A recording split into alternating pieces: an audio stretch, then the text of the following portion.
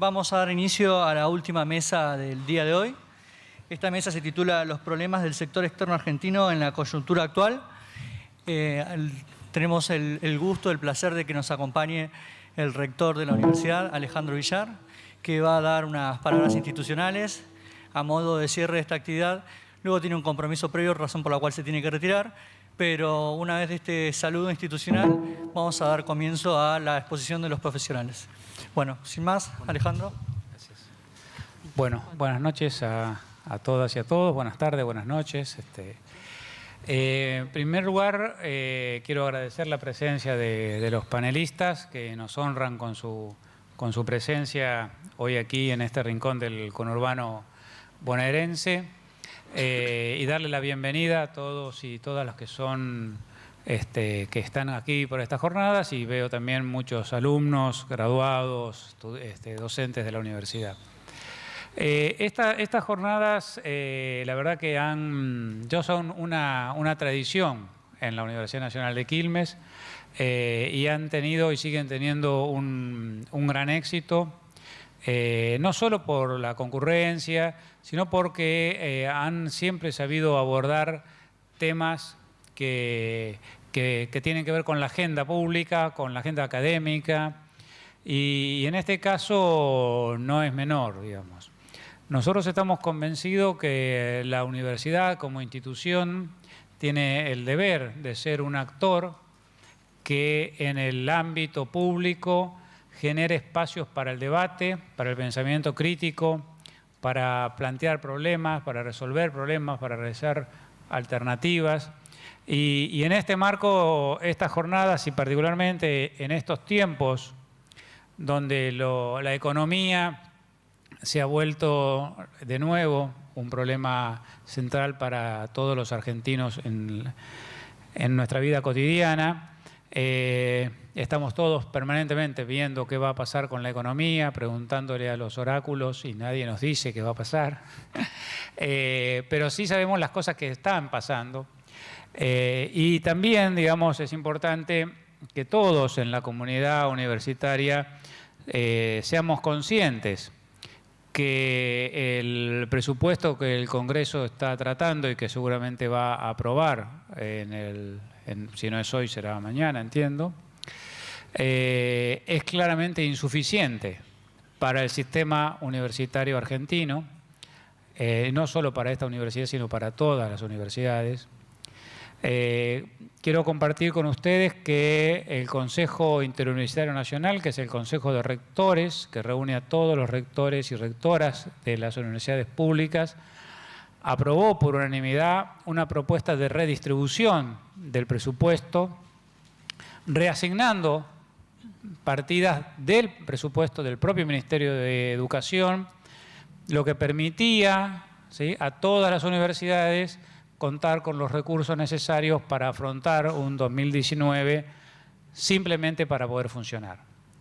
Esa propuesta no fue aprobada, se mantuvo la propuesta original del Ministerio de Educación y del Ministerio de Economía, que fue enviada al presupuesto, y esto deja al sistema universitario argentino en una extrema debilidad para afrontar las necesidades de un normal funcionamiento. No estamos hablando de crecer, ni estamos hablando de poder crear nuevas carreras, ni de generar nuevos proyectos, sino simplemente poder sostener la misma calidad que tenemos en el sistema de educación superior con nuestros estudiantes, con lo cual auguramos lamentablemente un año 2019 complejo. Entendemos también que si algún día queremos dejar de ser un país meramente exportador de productos primarios, la inversión en educación superior y la Universidad en Ciencia y Tecnología tiene que crecer. Así que esta es la situación. Nosotros queremos compartirla con todos los actores de la universidad. Vamos a seguir bregando para que la educación tenga el presupuesto que merece. Lo haremos institucionalmente, como corresponde. Pero queríamos, en esta jornada tan particular, compartir un poco esta preocupación que recorre al sistema universitario. Y por otro lado, también quiero felicitar a los organizadores de nuestra universidad por esta actividad que venimos desarrollando, como les decía, ya de forma clásica. Y vamos a seguir también trabajando para que la universidad sea un espacio de debate, de discusión, de ideas que nos permitan buscarle una salida a la situación económica y social que vivimos hoy en la Argentina. Me decían que en el panel anterior estuvieron viendo la situación del sector PYME y que no es precisamente halagüeña. Esto nosotros lo estamos viendo permanentemente en el territorio y la universidad sigue comprometida entonces con su territorio y con el mundo de las ideas y del espíritu crítico. Así que nada, desearles una muy buena mesa, seguramente los panelistas y la panelista, les panelistas, vamos a hablar en francés, así, sí. Así lo auguran, así que nada, desearles una buena noche. Yo tengo que seguir en otras actividades, así que esperamos que esta jornada finalice como siempre con un alto éxito. Y nuevamente felicito a las autoridades que lo han organizado. Así que muchas gracias.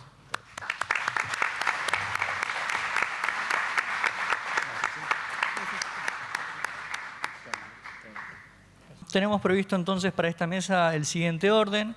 En primer lugar va a hablar Carlos Bianco, luego tendremos la presentación a cargo de Andrea Molinari y finalmente cierra esta mesa el señor Arnaldo Bocco, ¿sí? Que ya lo han presentado en la mesa anterior con el comentario de uno de los expositores. Lo que tenemos previsto es, en base al título que hemos presentado para esta mesa, voy a hacer una breve presentación de los expositores, luego dará lugar la presentación de cada uno de ellos y al final tendremos un espacio para preguntas que puedan surgir del auditorio.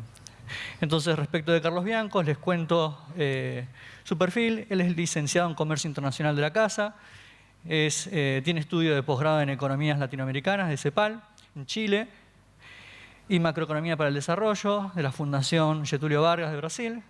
Es doctorando en el Doctorado de Desarrollo Económico de la Universidad Nacional de Quilmes, docente investigador y consejero superior de la universidad, asesor de la CTA de los Trabajadores, se desempeñó como secretario de Relaciones Económicas Internacionales de la Cancillería Argentina y forma parte del equipo de diputados de diputado nacional de Axel Kicillof. Bueno, sin más preámbulo, damos lugar a la exposición de Carlos Bianco. Bueno, buenas tardes a todos, a todas, a todes. Para mí, en primer lugar, es siempre un placer estar acá en mi casa, mi segunda casa, mi primera, creo, no sé, primera o segunda. Está entre el Club Tucumán de Quilmes y esta universidad, mi primera, mi segunda casa. Pero además siempre con amigos y compañeros, amigos, amigas, compañeros y compañeras con los que hemos estado compartiendo mucho tiempo desde hace muchos años acá en la universidad, desde que éramos estudiantes de esta casa, luego profesores, luego funcionarios de la universidad. Quería agradecer particularmente a Héctor, a Miguel, a Alfredo Escatiza, que creo que andaba por ahí, a Leandro Martín y al resto de los organizadores, porque estas jornadas vienen saliendo muy bien. Estoy muy contento también de estar con dos amigues, con Arnaldo y con Andrea Molinari, con quien hemos también compartido muchos espacios académicos y también políticos. Y de esta jornada, puntualmente, antes de empezar con mi presentación, quería destacar la gran pluralidad de enfoques y visiones que se han visto en estos 2 días. Yo particularmente, y el título de mi presentación creo que no deja mucha duda, probablemente lo tendría que haber cambiado para dejar un poquito de suspenso para el final de la presentación, es Problema de motores, el fracaso del modelo macrista. O sea, cuento el final del chiste, del modelo económico. Pero lo que quería decir es que el enfoque que yo voy a hacer acá va a ser un enfoque distinto al de algunas charlas que se vieron ayer, en donde primaba la preservación de los derechos de los consumidores, que está muy bien preservar los derechos de los consumidores. Yo soy un férreo defensor de los derechos de los consumidores. De hecho, en el gobierno anterior del que participé hasta se creó un tribunal para defender los derechos de los consumidores. Ahora, mi posición es que antes que consumidores tenemos que defender los derechos de los trabajadores, porque sin trabajo no hay consumo, sin trabajadores no hay consumidores. Si nosotros decimos abierta y alegremente que en la Argentina tenemos que poder importar cualquier producto, cualquier chuchería que anda dando vuelta por el mundo y eso va a generar un impacto económico sobre la actividad nacional, lo que estamos haciendo es tirarnos un tiro en el pie, como se suele decir usualmente, porque eso va a impactar negativamente sobre el empleo argentino, sobre los ingresos y la situación laboral de nuestros trabajadores y por lo tanto eso que estamos defendiendo como derecho de consumidor desaparece como consumidor. Entonces mi presentación claramente va a venir desde ese punto de vista. Digamos. Hay un autor, un economista, un neoestructuralista llamado Eric Reiner, bastante conocido en el ámbito de las discusiones sobre desarrollo actual que justamente presenta esta dicotomía entre los sujetos, entre las personas. Digamos. Por un lado somos consumidores, por otro lado somos productores, trabajadores. Y él lo que dice muy claramente es que sin trabajo, sin posibilidad de producción, ninguna nación vive de consumir productos extranjeros. Digo, si nadie produce nada, si nadie produce lo suficiente como para tener inclusive un superávit comercial que permita hacer posibles las necesarias importaciones que tiene cualquier país del mundo de combustibles, de alimentos eventualmente, algunos países, no es el caso de Argentina puntualmente, de tecnologías, eso es inviable. Entonces yo estoy del lado del punto o del lado que dice Reiner del productor. Digamos, pensar a las naciones primero como productoras, después como consumidoras. Este es el artículo que yo quiero presentar, que no es un artículo estrictamente propio, es un artículo que escribimos con el ex ministro de Economía Axel Kicillof, actual diputado nacional, para la revista Amartya. Se llama Problema de motores, el temprano fracaso del modelo macrista. Y que lo presento acá, porque quizás ustedes dicen, bueno, no sé si tiene mucho que ver el título, por lo menos con esta charla, pero van a ver que sí. Porque básicamente ese temprano fracaso del modelo macrista significa haber apostado pura y estrictamente a todo lo bueno que viene de afuera, ¿sí? Que esa es nuestra caracterización del actual modelo. Y acá pongo un gráfico complejísimo, ¿sí? De estos que usamos los economistas, muy, muy complejo, muchas variables, muchas curvas, muchas pendientes, etc. No, decidí poner un gráfico muy sencillo, sabiendo además que si bien en este auditorio hay muchos alumnos de comercio internacional, hay algunos alumnos seguramente de la carrera de Economía del Desarrollo, de la diplomatura en Economía de Administración, que están usualmente acostumbrados a leer gráficos económicos, sé que también, y están por allá al fondo, hay muchos compañeros y compañeras del programa de adultos mayores de la Universidad de Quilmes, que allá están levantando la mano. Y que justamente porque no están estudiando economía o comercio internacional, muchas veces no están tan acostumbrados a la lectura de gráficos. Entonces me parece que en pos de hacer una presentación muy sencilla, muy práctica, muy pragmática, muy simple, voy a presentar muy pocos gráficos, voy a presentar algunas cosas un poco más de impacto visual, para que se entiendan algunas líneas y algunos conceptos particulares de lo que quiero exponer. Este bicho, este avioncito, muy simpático además, es la economía argentina. ¿Sí? Esa es la economía argentina. Es una economía que tiene 3 motores, es un avión trimotor, como ustedes observan ahí. Tiene un motor central, digamos, un motor principal, que es el consumo. Esos son los valores promedio, digamos, estructurales de la economía argentina, porque es el promedio de 2004 a 2017. ¿Sí? En promedio eso es la economía argentina en los últimos 13, 14 años. ¿Sí? Un motor central, que es el consumo en general, que es 2/3 de la demanda global, 2/3 de la demanda global.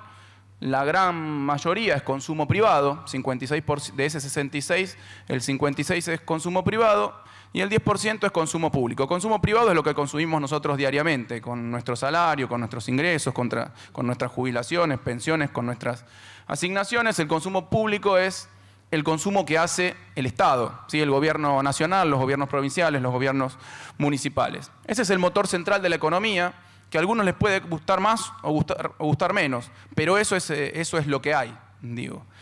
Después tenemos 2 motores auxiliares, digamos, o 2 motores secundarios, que en parte son bastante similares del total de la demanda global que tiene la economía argentina. Por un lado, las inversiones, ahí están todas las inversiones, inversión pública, inversión privada, inversión local, inversión de las grandes empresas nacionales, de las pymes, inversiones extranjeras. Todas las inversiones 16% aproximadamente en promedio para todos esos años de la demanda global. Y por último, ahí quiero poner las exportaciones, ¿sí?, de bienes y servicios de la Argentina, que son aproximadamente un 18% en promedio de la demanda global. Ese avión, con esos motores, es lo que recibió el gobierno actual, ¿sí? Esa es la estructura, esto es más o menos lo que recibió el gobierno actual, con esos motores, yo digo en bastante buen funcionamiento, ¿sí? Esto es cómo funcionaron esos motores y cómo voló ese avión, la altura y la velocidad a la que voló ese avión entre 2013 y 2015. Fíjense, la primera barrita es el crecimiento anual promedio, ¿sí?, todo lo que creció año tras año la economía argentina en promedio durante 2003 y 2015, que eso es un 4,1%. ¿Sí? Las primeras 4 variables están nominadas en pesos, la última la variación está a partir de su nominación en dólares.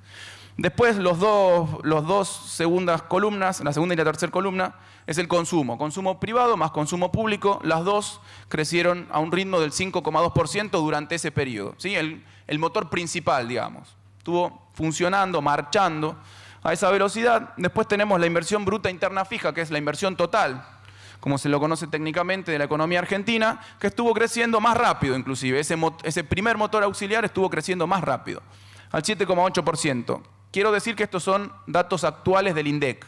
No es el INDEC de Moreno, no es el INDEC K, es el INDEC M, el INDEC de Macri. No hay ninguna magia por detrás de esos números. No sé si Macri habrá hecho alguna magia, o Todesca, mejor dicho. Pero son los datos actuales que ingresan hoy a la página del INDEC y están estos datos.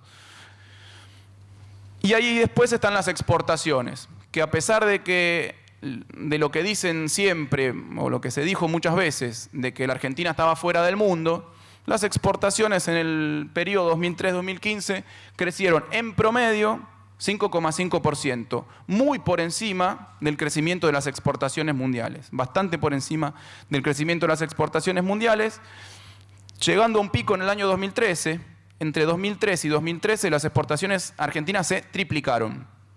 No es que crecieron un poquito, se triplicaron. A partir de 2013 empezaron a caer y siguen cayendo. Bueno, ahora se estabilizaron un poquito. De los últimos 5 meses cayeron 4 meses, de todas formas. Pero después de 2016, 2017 aumentaron muy poquito. Ahora están cayendo un poquito más en los últimos 5 meses.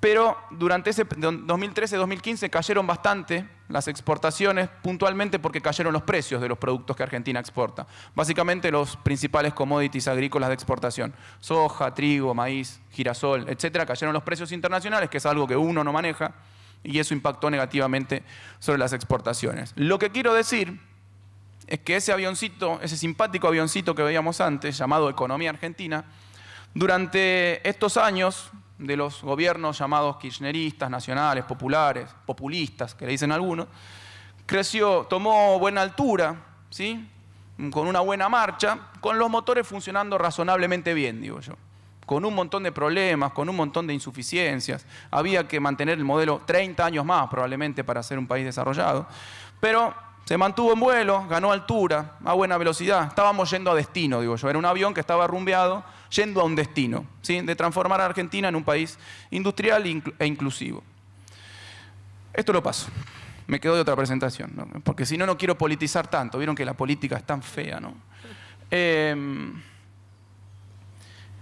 Y eso es básicamente tratar de conocer cuál era el plan económico de Macri, porque nunca lo presentó, más allá de lo que dice arriba, de las falsas promesas. Eso lo evaluarán ustedes, no me importa. Digo, pero el programa económico de Macri fue eso. Nunca presentó un programa económico. Nunca. Lo busqué por internet. Nunca, no había. Era eso. Promesas. No sé, las podría haber cumplido. Bueno, no importa. Ustedes saben si las cumplió o no. Yo quiero mirar el fútbol el fin de semana y no puedo. El modelo original de Macri era más o menos esto, o nosotros por lo menos creemos que fue más o menos esto, porque nunca se explicitó, salvo algunas cuestiones que sí quedaron todo el tiempo claras. Y ahora voy a hacer un poco de referencia a lo que nosotros creemos que fue el modelo económico macrista, o que intentó ser el modelo económico macrista. Fíjense, lo primero que llama la atención de ese modelo económico, es que en ningún lado dice consumo. ¿Sí? Fíjense, busquen, en ningún lado dice consumo. Es decir, es un modelo que no tenía en cuenta las variables domésticas de la economía.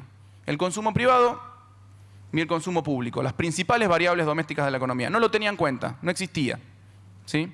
Y de hecho las declaraciones de los funcionarios eran, inclusive de Macri, pero también de muchos funcionarios, eran tenemos que pensar en una economía que no esté tan basada en el consumo, sino más en la inversión. Cosa que en la que yo además estoy hasta de acuerdo, yo estoy de acuerdo con esa visión. Pero él tenía otro avión que tenía que pilotear. Era un avión cuyo motor principal era un consumo y por lo menos tenía que mantener ese motor principal más o menos en funcionamiento. Después vamos a ver qué pasó con el consumo.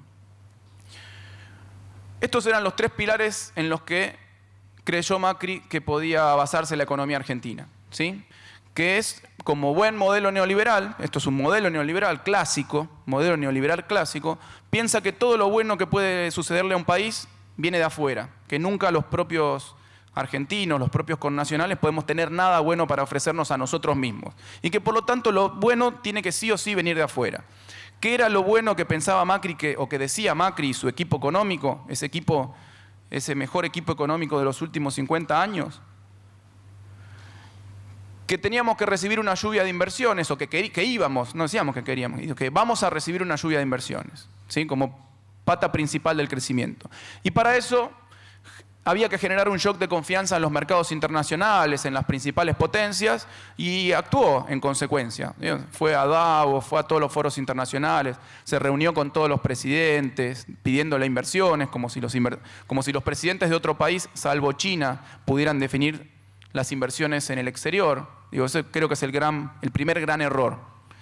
Si uno piensa que juntándose 2 presidentes, juntándose 2 ministros de Economía, 2 cancilleres, o 2 embajadores, o lo que sea, eso va a definir flujos de inversión de un país al otro, no entendió nada de la política internacional, no entendió nada del escenario mundial. El único país con el que se puede hacer eso es China. ¿Sí? Si uno se sienta con Xi Jinping, yo estuve enfrente de Xi Jinping, con Cristina al lado, hablando sobre inversiones, y Xi Jinping te dice, vamos a hacer esta inversión, con este financiamiento, esta tasa, estos periodos, y esas inversiones suceden. También estuve en muchas otras reuniones con Cristina Fernández de Kirchner y otros presidentes en donde se hablaban de inversiones, y los tipos decían, sí, estamos muy interesados, y era imposible que venga otra inversión. ¿Por qué? Porque los presidentes no manejan las inversiones en los países capitalistas, las manejan las grandes corporaciones. ¿Sí? Entonces el primer error es pensar que yendo a visitar presidentes, salvo Xi Jinping, van a venir inversiones al país, que de hecho no llegaron. Después voy a hablar de algunos números. Pero estoy presentando el modelo económico. Después, van a venir una lluvia de inversiones, vamos a poner en marcha va a acelerar uno de esos motores que nosotros veíamos en el avioncito. Vamos a tener un boom de exportaciones, decían, apenas asumió el gobierno, y para eso hicieron algunas políticas. Primero, devaluaron la moneda 55% en los primeros 4 meses, esa primera mega devaluación que hubo entre diciembre de 2015 y marzo de 2016, devaluaron la moneda en un 55%, eso obviamente que incrementó la rentabilidad de los exportadores, porque por cada dólar que exportaban recibían después en el mercado interno más pesos, si es que liquidaban las exportaciones. Y también lo que hicieron es bajar las retenciones a la mayoría de los cultivos, eliminar las retenciones a la mayoría de los cultivos, eliminar las retenciones a la minería y eliminar las retenciones a las exportaciones a la industria y reducir el coeficiente de pago de retenciones de los productos de la soja y de sus productos derivados. De nuevo, eso generó efectivamente una gran rentabilidad en el sector exportador, pero lo que no generó es el boom de exportaciones. ¿Sí? Los exportadores tradicionales de Argentina se llenaron los bolsillos de pesos por cada dólar que exportaron, pero eso no mejoró sustantivamente las exportaciones. ¿Por qué? Por 2 razones muy simples y muy sencillas. Una es de oferta y otra de demanda. La de oferta es que la capacidad productiva de Argentina en el corto plazo no es capaz de generar un boom de exportaciones. No es que uno puede aumentar las exportaciones 20,9% de un año a otro. Digo 20,9 porque es el dato que aparece en el presupuesto actual diciendo que el año que viene van a aumentar 20,9% las exportaciones. Yo se los digo hoy, antes de que empiece el año, es mentira. Es mentira que van a aumentar el 20,9% las exportaciones el año que viene. Es imposible que eso suceda. Y las razones de demanda son, ¿por qué no iba a suceder un boom de exportaciones argentinas? Primero, porque estamos en un mundo que crece muy poco, la economía mundial crece muy poco, el comercio internacional crece también muy poquito. Tenía gráficos para poner, pero me iba a detener en esos detalles que además son vox populi en el mundo del comercio internacional, que el comercio internacional está bastante estancado. Y tercero, porque ya en 2015 había una disputa entre grandes potencias tremendamente proteccionistas, que se aceleró, obviamente, con la llegada de Trump. Se hizo más visible, digo, con la llegada de Trump y con esta guerra comercial que están teniendo Estados Unidos, China y otros países. Es decir, el boom de exportaciones era imposible que suceda. No lo digo ahora, con el diario del lunes en la mano, lo escribí el 20 de diciembre de 2015. El 20 de diciembre de 2015 yo escribí que era imposible que suceda un boom de exportaciones y era obvio que no iba a suceder, era de sentido común, no soy un gran analista de nada, Digo, me parece que solamente con mirar un par de datos uno se da cuenta de eso. Y la tercera pata que decía el gobierno es, tenemos que volver a los mercados para tomar deuda externa, pero no decían que iban a tomar deuda externa para hacer timba financiera ni para financiar la fuga de capitales. Decían, y yo estoy de acuerdo con eso, que iban a tomar cierta deuda externa para avanzar en determinados proyectos de infraestructura necesarios para mejorar la competitividad y el desarrollo, etc. Digo que estoy de acuerdo, no solo que digo que estoy de acuerdo, sino que nosotros también lo hicimos. Los proyectos de inversión chinos eran tomar deuda externa para hacer, porque teníamos un problema energético y nos hacíamos cargo de que teníamos un problema energético en Argentina y por lo tanto había que aumentar la producción de energía. Para aumentar la producción de energía tomamos créditos muy convenientes, sin ningún condicionamiento, con China para hacer 2 grandísimas represas en el sur y 2 centrales nucleares acá al lado de Zárate, en la localidad de Lima.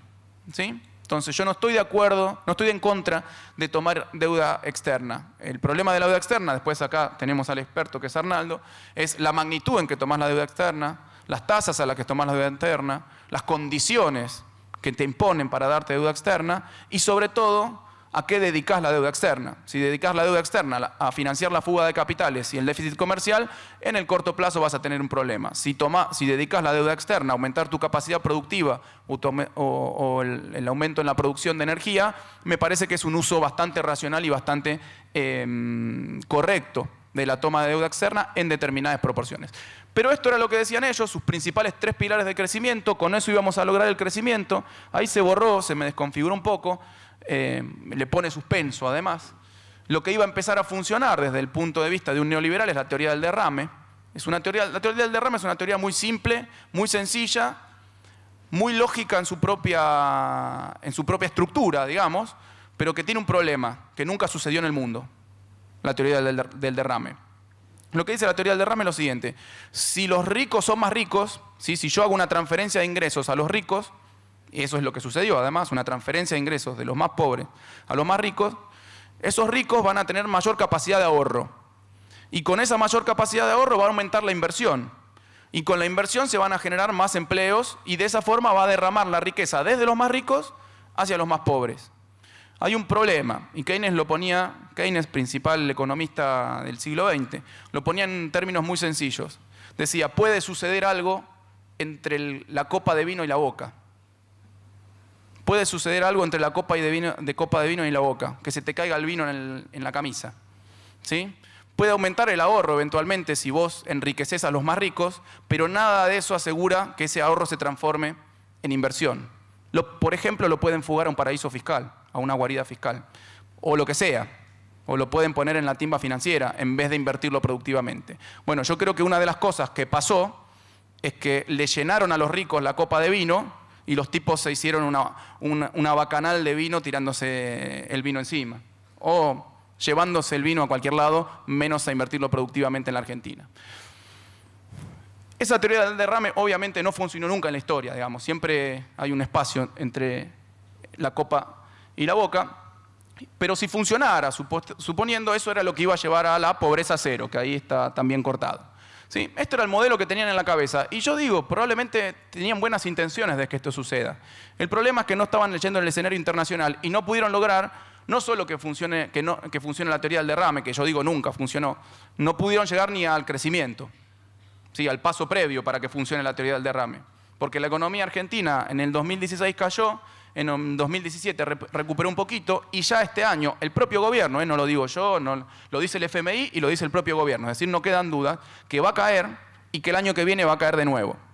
Es decir, vamos a haber tenido 4 años de gobierno del macrista en donde 3 años cayó la economía, que el saldo final en el mejor de los casos va a ser una economía un 2% más chica que la que recibieron, con mucha más inflación, con tasas de desempleo de 2 dígitos, con salarios en dólares bajísimos, con salarios en capacidad adquisitiva real mucho más bajos que en 2015, con jubilaciones para los compañeros jubilados y jubiladas, con jubilaciones que ellos mejor que nadie me han contado cómo hacen malabares para poder llegar a fin de mes. ¿Sí? No lo digo yo, me lo dijeron ellos. Y que por lo tanto ese modelo rápidamente había fracasado. ¿Sí? Yo digo que este modelo... ¿Cuánto me queda, Héctor? Yo no... 5. Muy bien, qué problema. Rápidamente, para ir cerrando en estos 5 minutos. En abril de 2016 este modelo había fracasado. Las inversiones extranjeras en el primer trimestre de 2016 habían caído 43%. Es decir, que la lluvia había sido al revés. ¿Sí? Llueve del piso para el techo. El boom de exportaciones no se había producido, a pesar de que estábamos en época de cosecha gruesa, ¿sí? Porque las empresas, los grandes exportadores no liquidaban las exportaciones. Entre otras cosas, no liquidaban las exportaciones porque les habían estirado el plazo para liquidar las exportaciones. Ahora ya no hay plazo. Vos podés exportar y nunca traer los dólares a la Argentina, cosa que no tiene ninguna lógica ni desde un marxista, ni un estructuralista, ni un peronista, ni un radical, ni un neoliberal. Va contra todo sentido y contra toda lógica de un país como Argentina, que necesita como el oxígeno los dólares, ni siquiera obliga en un plazo determinado, X, a los que exportan que traigan los dólares al país. Los pueden dejar directamente afuera y no hay ningún problema. Es muy raro. Entonces, ese modelo estaba muerto. ¿Sí? En abril de 2016 el modelo económico de Macri estaba muerto. Ahí lo que le quedaba a Macri era cambiar el modelo o pedir un pulmotor.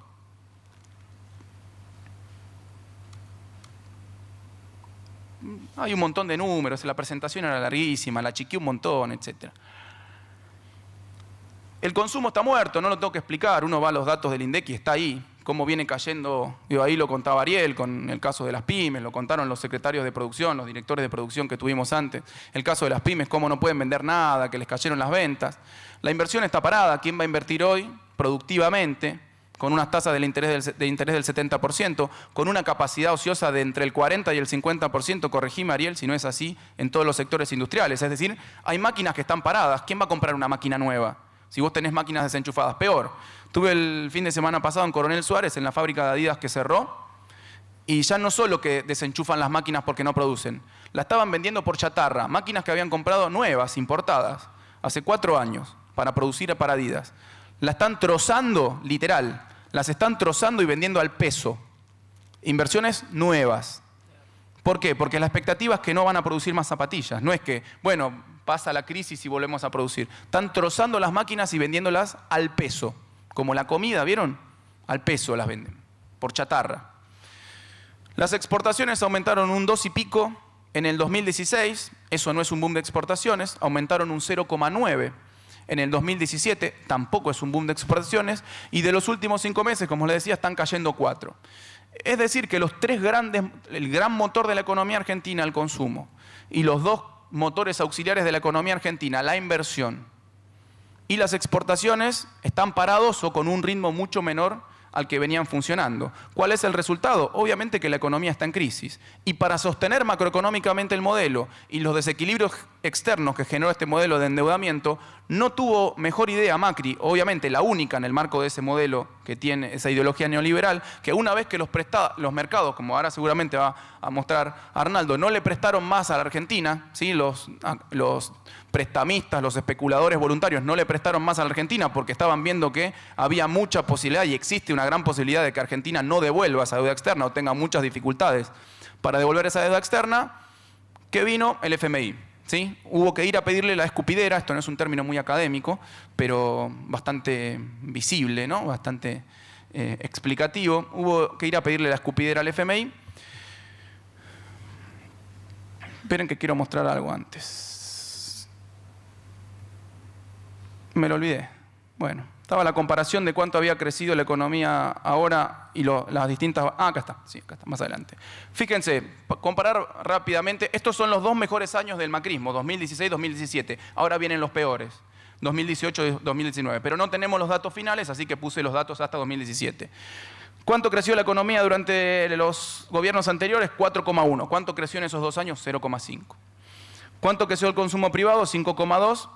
Ahora 1,2. El público lo mismo. ¿Cuánto crecieron las exportaciones durante el gobierno anterior? 7,8. La inversión, perdón, 7,8, en el anterior 2,7. ¿Cuánto crecieron las exportaciones? 5,5, en el anterior 1,4. Es decir, que esas promesas de que íbamos a vivir mejor, que todo lo que estaba mal iba a ser mejor, de que todo lo que estaba bien lo íbamos a mejorar, claramente los resultados agregados lo muestran sin ningún lugar a dudas. Y repito, son datos del actual INDEC. ¿Cuál es el principal problema que tenemos ahora? Sí, y otros más que va a mostrar Arnaldo. Que hay que pagar toda esa deuda que le va a ingresar en su grandísima mayoría al gobierno actual, pero que vamos a tener que pagar todos nosotros en los próximos 1, 2, 3, 4, 5, 6 años. En 6 años vamos a tener que pagar toda esa deuda del FMI, pero no solo esa, sino los más de 150.000 millones de dólares que se tomaron de los mercados voluntarios, de los acreedores privados. ¿Sí? Ese es el desafío que tenemos para adelante. ¿Qué hacer? Lo que hizo Portugal. Con esto cierro. ¿Sí? Si las exportaciones, lamentablemente, y por más que pongamos el exporta fácil, promocionemos las exportaciones, todas cosas que hay que hacer y que están muy bien, digo yo, por más que lo hagamos, no vamos a tener un boom de exportaciones. Lamentablemente no. En este mundo, lamentablemente no. Habrá un impacto positivo en el margen. ¿Vamos a tener una lluvia de inversiones? Con esta situación macroeconómica que mostré recién, no vamos a tener una lluvia de inversiones productivas. No va a suceder, lamentablemente no. Entonces va a haber que apostar de nuevo a las variables domésticas. ¿Sí? ¿Qué es lo que hizo Portugal? Hoy en día todo el mundo dice que Portugal es el milagro europeo. ¿Sí? Y ustedes dirán, ¿hizo grandes políticas macroeconómicas, financieras, endeudamiento? No, la verdad que no. Porque además Portugal ni siquiera puede hacer política cambiaria porque no tiene moneda, la moneda es el euro, lo manejan desde Bruselas, el Banco Central Europeo, ni política monetaria, por la misma razón. Tiene muy pocas políticas para poner en marcha el gobierno portugués. ¿Qué hizo? Política de ingresos y política fiscal expansiva. 4 cosas muy sencillas. Aumentó los salarios, aumentó las jubilaciones, bajó los impuestos al consumo, el IVA, y paró con el programa de privatizaciones, porque eso era perder riqueza en el erario público. Yo creo que por ahí viene la cuestión, después no sé, lo discutiremos, Arnaldo, Andrea. Me parece que la cuestión ahora es que si queremos empezar con un plan de salvataje de la economía argentina, hay que poner en funcionamiento alguno de los motores, porque sin motores el avión no vuela, cae a pique. Si yo le apago los motores a un avión, planearé un ratito, pero después se viene a pique. Entonces, tenemos un problema de motores. Digo, hay que poner en funcionamiento alguno de los motores. El único motor que podemos, con la política pública, poner en funcionamiento ahora, el año que viene o cuando sea, es el motor del consumo. Los otros, lamentablemente, la lluvia de inversiones extranjeras no depende estrictamente de nosotros. Las exportaciones dependen de un mundo que demanda muy poco. Así que me parece que por ahí viene la cosa. Bueno, con esto cierro. Muchas gracias.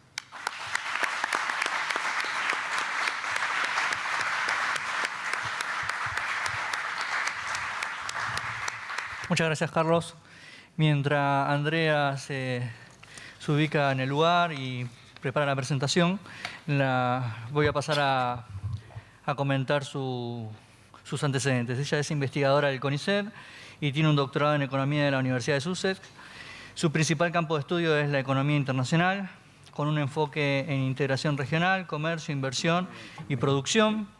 En el campo profesional cuenta con una amplia experiencia, tanto en instituciones nacionales como internacionales. Podemos mencionar el Banco Interamericano de Desarrollo, Banco Africano de Desarrollo, Ministerio de Industria, Comisión Europea, Banco Mundial y Banco Central de la República Argentina, como en la academia, habiéndose desempeñado en economía internacional, en economía internacional, economía europea, macroeconomía y microeconomía Argentina y Reino Unido. Bueno, es tu turno, Andrea. Bueno, buenas tardes. Ando con un poquito de problemas de voz, así que espero que no aturdirlos con la tos. Bueno, yo tengo un perfil mucho más académico, como podrán haber escuchado de la presentación de Héctor. Primero quería agradecer mucho la invitación, la verdad que es un placer estar en esta casa, para mí es un lugar de descanso mental, porque uno escucha cosas con las cuales en general está bastante de acuerdo. Podemos tener algunos matices, pero me parece muy enriquecedor y muy refrescante poder en estos momentos, sobre todo en momentos de tanta desazón político, social, económica, estar reunidos y poder pensar algunas cuestiones interesantes o importantes con perspectivas más de mediano y largo plazo que de corto, lamentablemente. Y decía que tengo un perfil bastante académico, pero que en realidad me escapé cuando pude de la academia Carly decía que compartimos algunas cuestiones. Yo trabajé en temas de integración productiva en el Mercosur, cuando eso todavía era una agenda positiva con Brasil y dentro de con los países del Mercosur. Y después también, digamos, trabajé en bancos multilaterales, pero en realidad nunca trabajé en esos bancos como staff, sino que trabajé representando a Argentina en ambas, tanto en el Banco Africano como el BID, y sufriendo bastante momentos complicados para Argentina, donde no se aceptaba la pluralidad de los países y la soberanía de los países por decidir un rumbo determinado y autónomo con una mayoría abrumadora de los votos de los ciudadanos hacia los gobiernos que los habían decidido. Con lo cual, estuvimos bastante atareados y bastante ocupados en la gestión en los años que pudimos contribuir desde lo que pudimos hacer. Y acá, en realidad, yo preparé algo que muchas de las cosas que voy a decir no son nada nuevas. Hay cosas que escuché decir, llegué hacia el final del panel anterior, así que probablemente las voy a pasar más rápido. Es con muchos más números y muchos más gráficos que los que presentaba Carly, y la verdad que ahí tengo como un defecto profesional de la academia de querer mostrar algunas cosas a veces para a gente un poco más a estudiantes de economía, pero bueno, espero que más o menos algunas cosas las vayamos entendiendo, y si no me preguntan. Básicamente en realidad como algunos pilares que ya comentó mucho Carly, digamos un poco lo que planeó o lo que también hizo el macrismo desde que asumió, fue pretender tener un tipo de cambio competitivo estable a pesar de una devaluación muy, muy fuerte, en un contexto de fragilidad externa, en general más que nada puesto hacia afuera, ¿no? También culpando hacia el mundo, etcétera, pero que en realidad fue bastante infringido por las políticas que ya varios mencionaron en estos paneles, y además que ya todos conocemos por los diarios: una apertura comercial indiscriminada, crecimiento nominal de la deuda externa, que seguramente Arnaldo nos va a hablar mucho más de esos números, desregulación financiera, desmantelamiento de los controles de capitales, estímulo al ingreso de dinero especulativo a corto plazo, remisión de utilidades de empresas transnacionales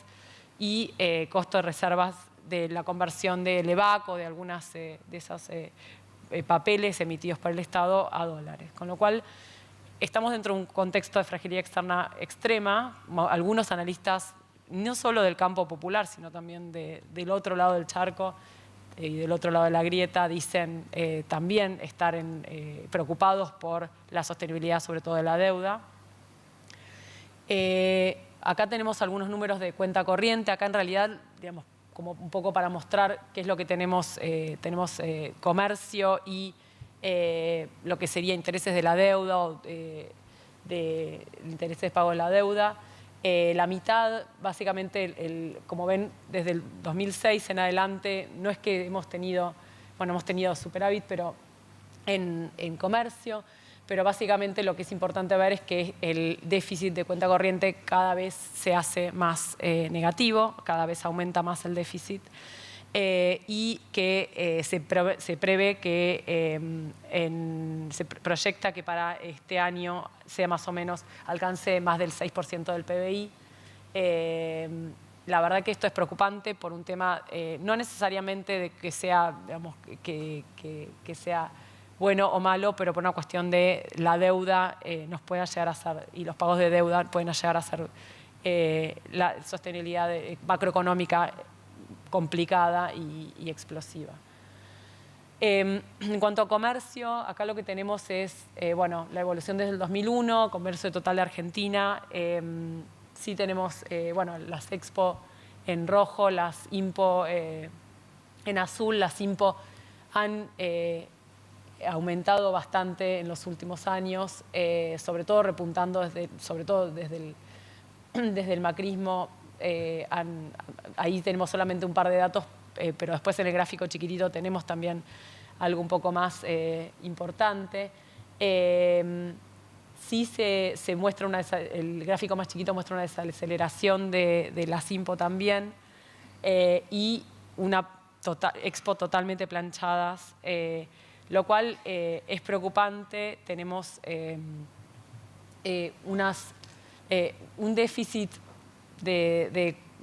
comercial también bastante pronunciado, y aparentemente tampoco el boom de exportaciones, como decía Carly, el boom se viene dando ni se va a dar en el futuro cercano de ninguna manera con estos números, básicamente un poco por lo que escuchábamos también del sector productivo. Digamos, el sector productivo no está pudiendo exportar, no está pudiendo producir demasiado, con lo cual tampoco su capacidad instalada le da para exportar, ni mucho menos. Tenemos la composición de las exportaciones argentinas. En principal, lo principal que exportamos son commodities agropecuarias, y en realidad me quiero detener más en los mercados que tenemos, porque vamos a hablar un poquito de Brasil. Básicamente Argentina exporta, la mayoría de las exportaciones las hace a Brasil, un 15%, esto es en el 2016, y otro tanto a China y otro tanto a Estados Unidos. La matriz un poco de las exportaciones de Brasil a Brasil en el año 2016 fueron básicamente autos y bastantes bienes primarios, pero sobre todo casi un 40% en autos, algunos químicos, plásticos. Estos son los sectores típicos que nosotros tenemos en nuestras expo bilaterales. Es importante ver también que el déficit comercial con Brasil está cada vez más expandiéndose. Acá tenemos la Simpo, que han repuntado también a partir del 2015 de una manera ya con tasas de crecimiento cada vez más aceleradas, y el déficit que cada vez es el déficit comercial, que es cada vez menor, con lo cual Argentina, si bien en general ha tenido un déficit histórico con Brasil, y esto significa que le hemos exportado, le hemos vendido menos de lo que ellos nos han vendido a nosotros, es importante también ver que nosotros una característica, ¿por qué necesitamos a Brasil? Porque le vendemos en general manufacturas de origen industrial, sobre todo, y algunas manufacturas de origen agropecuario, pero sobre todo nuestra matriz de exportaciones está muy basada a Brasil y al Mercosur, está basada en industria, que es lo que genera empleo y lo que nos parece importante, lo que deberíamos estar intentando fomentar. A diferencia de otro mercado, y algo similar pasa con Estados Unidos, tenemos que, a China le exportamos básicamente productos primarios, importamos de China muchas manufacturas, no lo tengo acá, pero muchas manufacturas de origen industrial. Esta es una de las principales razones por las cuales insistimos mucho siempre durante la gestión, y siempre se insistió desde por lo menos hasta 2015, fuertemente en afianzar nuestros lazos con nuestros vecinos, pero sobre todo con Brasil, por un tema de que queremos exportar valor agregado, exportaciones sofisticadas.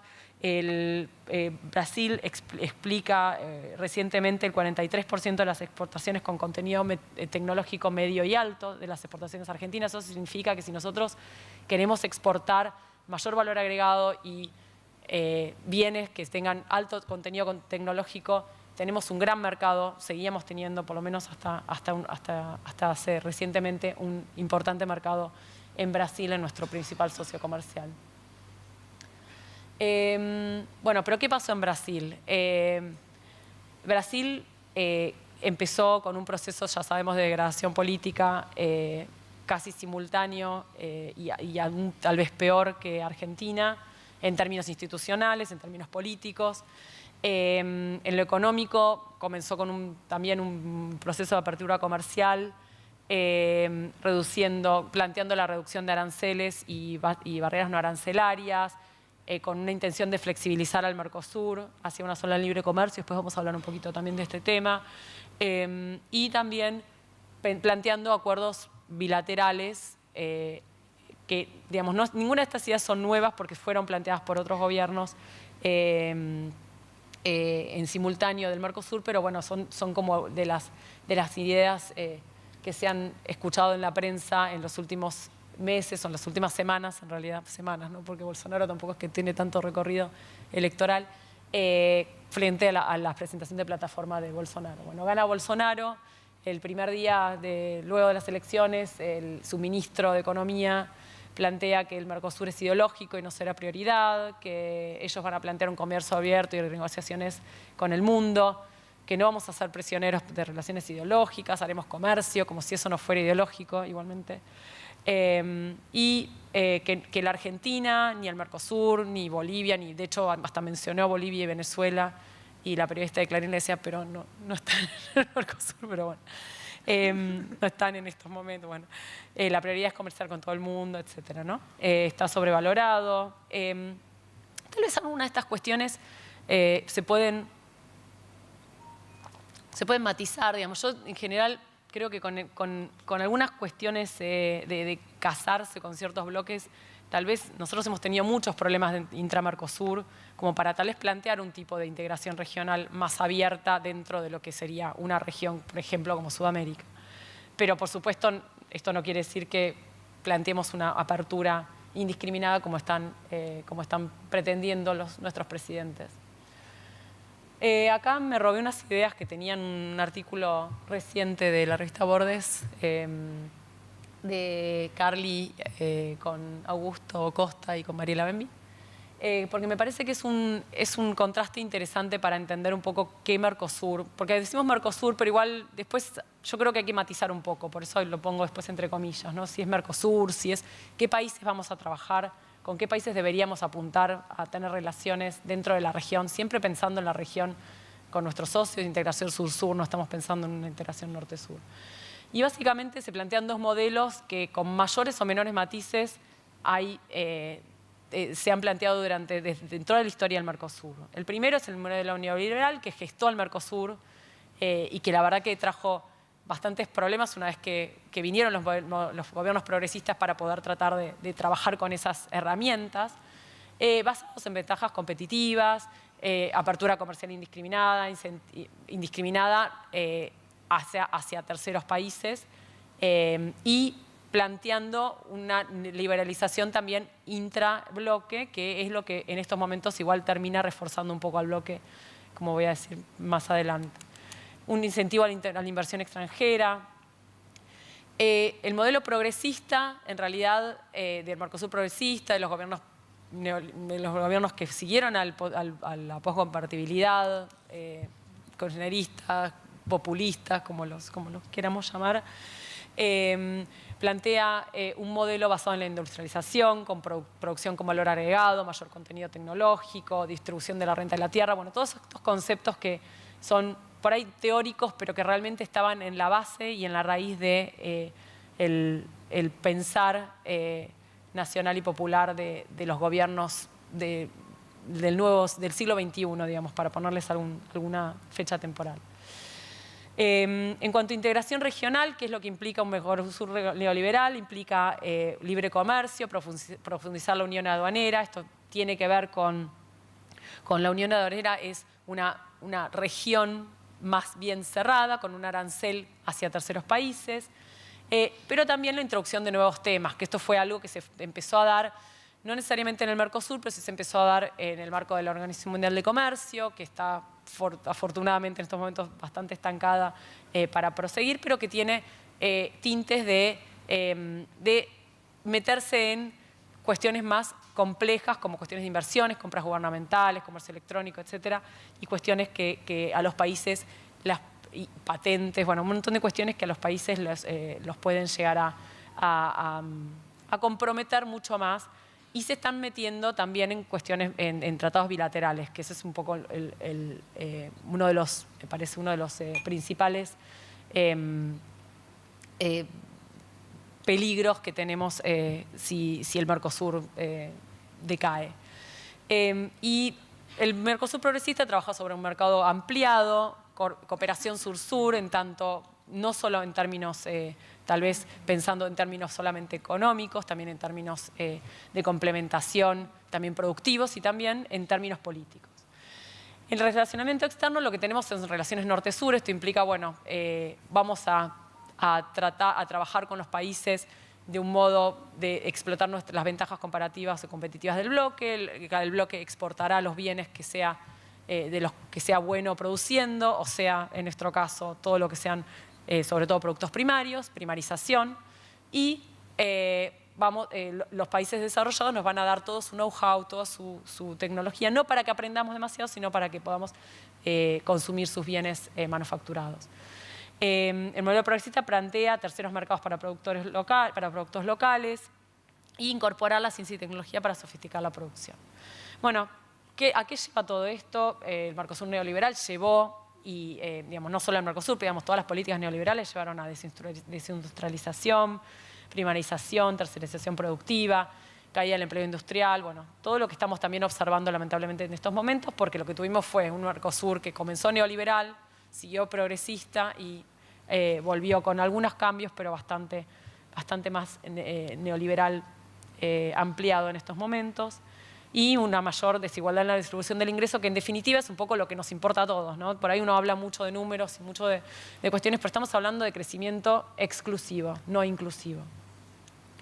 Y bueno, por otro lado, el Mercosur progresista intentó plantear, no llegó el tiempo, yo no sé si 30 años, Carly, me deprimiste con los 30 años, pero digo, por ahí, un poquito menos nos podría haber llevado llegar a modelos con especialización y complementación productiva, mejora en los salarios y fortalecimiento de los mercados internos, que es lo que nos hablaban tanto desde el llano como desde la macro, lo que, digamos, los principales actores de la economía y productivo.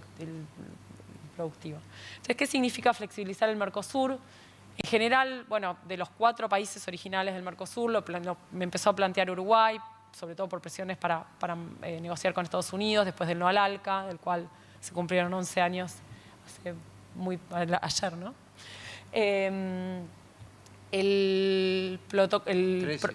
13 años, perdón, sí, estoy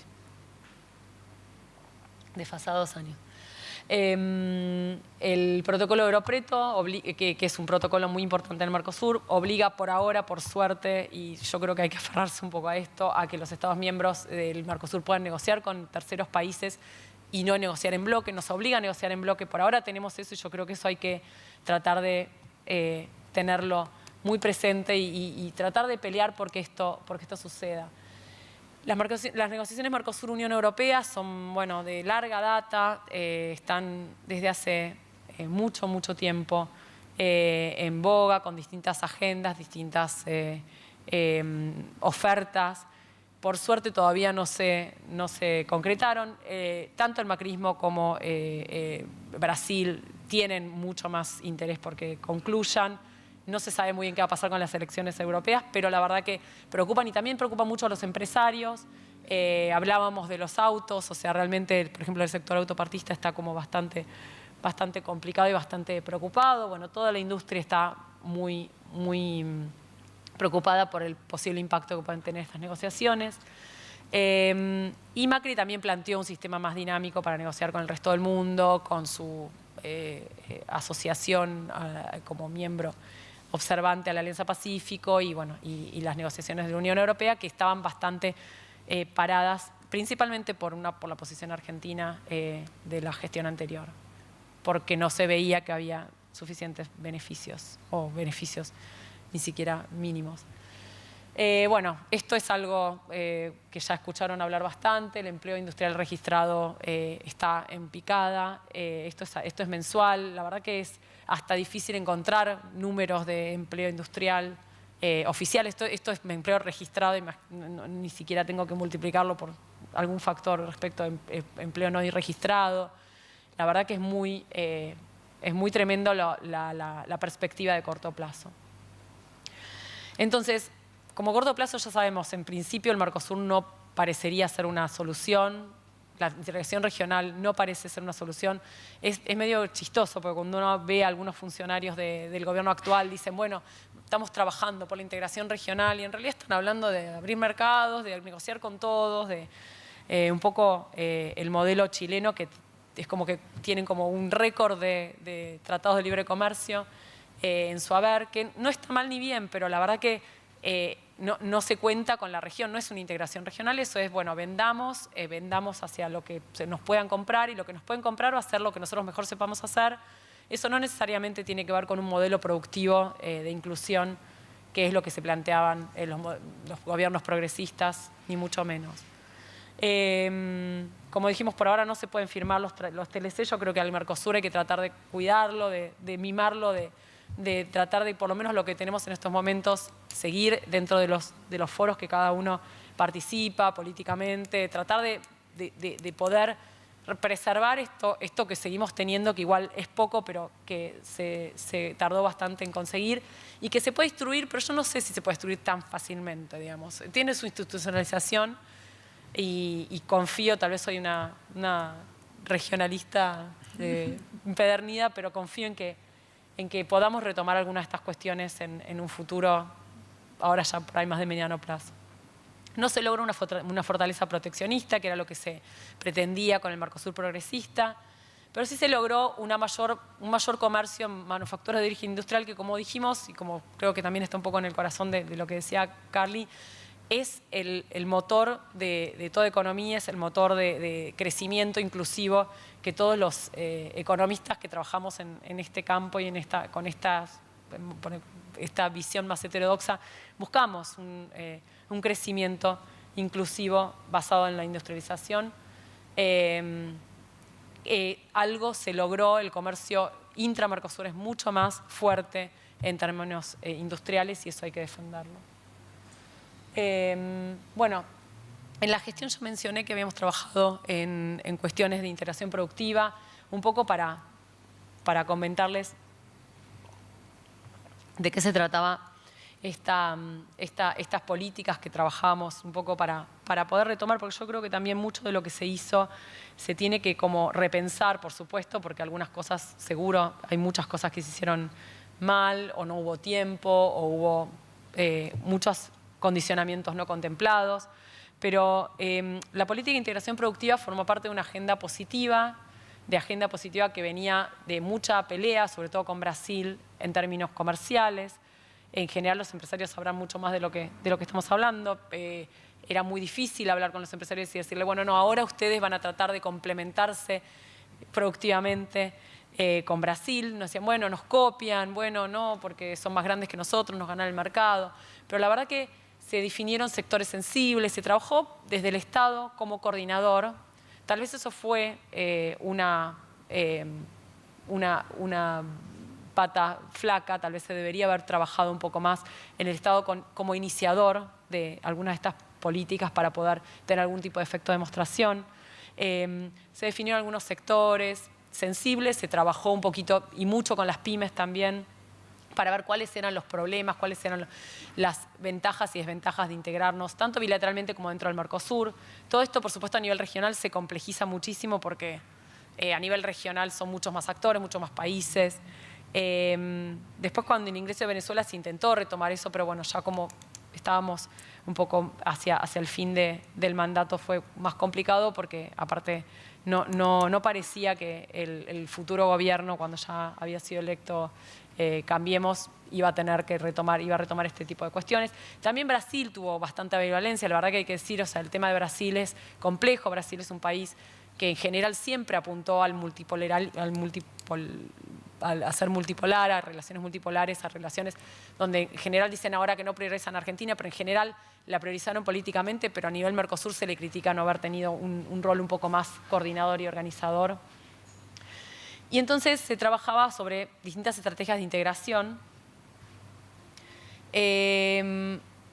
Y yo creo que un poquito, para cerrar un poco estas ideas un poco mezcladas que estoy poniendo sobre la mesa, tiene que ver con tratar de defender un Mercosur, entre comillas, con los países que están actualmente en el Mercosur, por supuesto con los más afines políticamente, sobre todo porque es importante el tema políticamente, es importante tener una correlación política, pero creo que no es suficiente. Fue necesario durante los gobiernos progresistas en la región. No fue suficiente.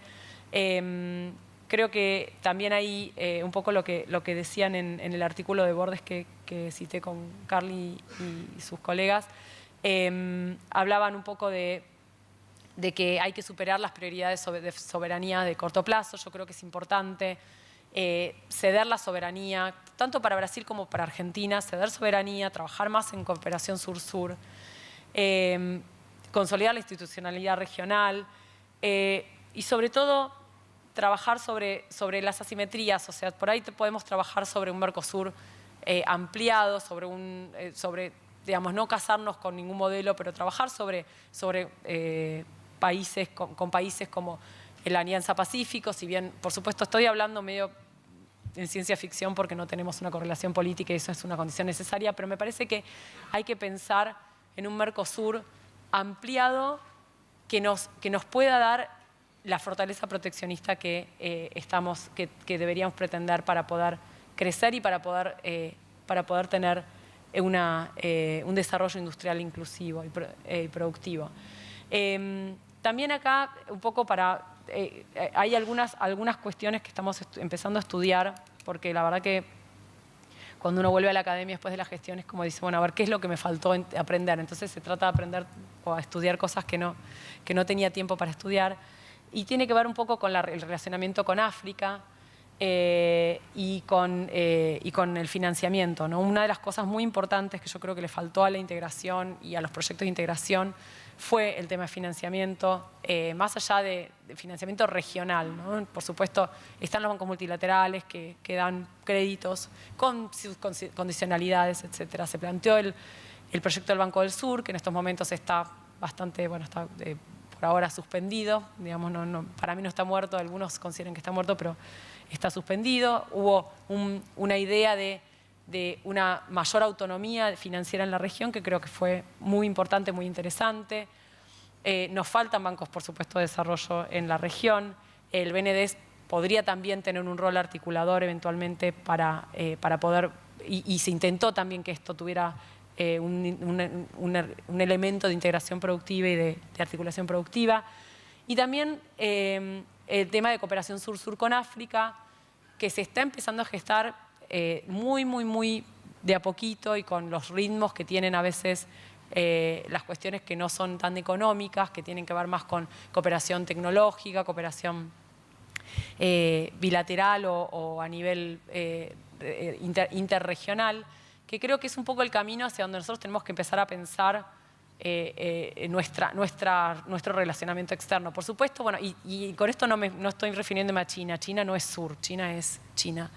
Pero sí trabajar con sectores y con países que puedan ayudarnos a crecer y a poder fertilizarnos de distintas maneras, de maneras muy más provechosas y más acordes a nuestro nivel de desarrollo y a nuestros desafíos. Yo estuve en África muy poco tiempo, pero la verdad que las cosas que escuchaba, uno dice, bueno, África es como... Pero la verdad que las cosas que escuchaba eran bastante similares, los desafíos son muy similares, por supuesto tienen un grado de desarrollo mucho menor que nuestra región, pero la verdad que hay muchas cosas que tenemos para aprender uno del otro y un poco uno de los desafíos que creo que podríamos plantear para nuestro relacionamiento externo tiene que ver mucho más con regiones del sur, que por ahí no nos van a dar, nos van a dar mercados de exportación, tal vez no nos van a dar lo que los países desarrollados nos quieren dar, pero justamente eso es lo que queremos producir en la región o cooperar con países afines. Bueno, eso es un poco lo que quería comentar.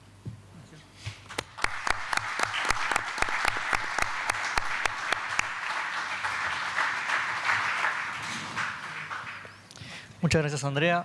Mientras le pedimos a Hernando que se acerque a la computadora, les cuento que es director del Departamento de Economía de la UMED, del Observatorio de Deuda Externa de la misma universidad, doctor en Economía Política en la Universidad de York, Toronto, máster en Economía del Desarrollo, Flaxo, Quito, Ecuador, París, Francia, licenciado en Economía de la Universidad de Córdoba. Es profesor de la UBA, visitante de Flaxo Argentina, de Bolonia, Italia. Fue director del Banco Central, Normas y Comercio Exterior, presidente del Banco de Inversión y Comercio Exterior del BICE y del Banco Ciudad. Arnaldo, muchas gracias por estar acá, te escuchamos. Bueno, ya es buenas noches para todos ustedes, para todas, todos.